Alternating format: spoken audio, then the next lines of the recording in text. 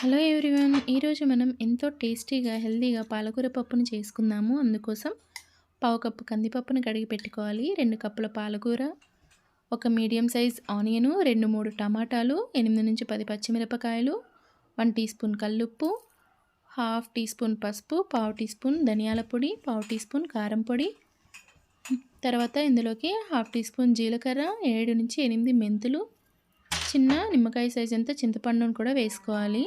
తర్వాత half tea spoon oil వేసుకొని 2-3 కప్పుల వరకు నీళ్ళని పోసుకోవాలి. ఇప్పుడు కుక్కర్ మూత పెట్టేసి స్టవ్ మీద పెట్టి 4-5 విజిల్ వచ్చే వరకు ఉడికించుకోవాలి. విజిల్ తర్వాత ఇందులోకి గ్యాస్ మొత్తం పోయే వరకు అలానే ఉంచేసి పప్పులో ఉన్న రసాన్ని తీసి పక్కన గిన్నెలో ఉంచుకోవాలి. తర్వాత పప్పుని మొత్తం స్మాష్ చేసేసుకొని పక్కన ఉంచుకొని పోపు పెట్టుకోవాలండి. పోపు కోసం కడాయి పెట్టుకొని 2 టేబుల్ స్పూన్ల ఆయిల్ హీట్ చేసుకొని పైన చూపిస్తున్న పోపు గింజలను వేసుకొని ఫ్రై చేసుకోవాలి.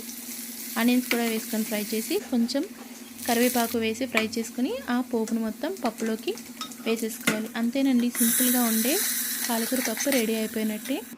నచ్చితే లైక్ చేయండి, సబ్స్క్రైబ్.